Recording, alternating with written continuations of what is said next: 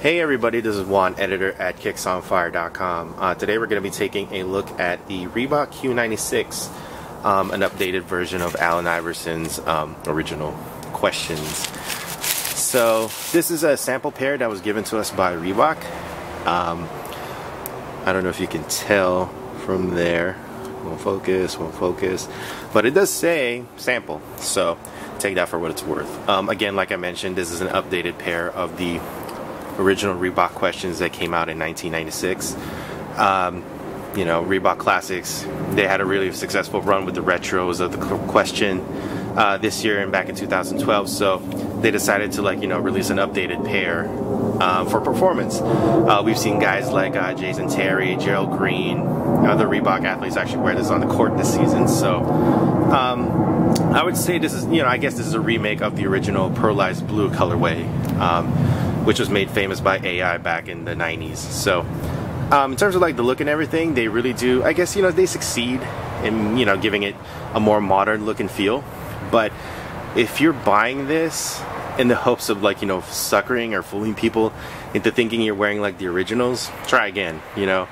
Anybody who's into sneakers will be able to tell you that this is far, different from the original questions. But in terms of the materials on the upper, got your leather here on the toe and over here on the side panels, because what they're using here is a 3D fuse frame, which makes for a pretty breathable upper. As you can see here, there's my finger. So there's that.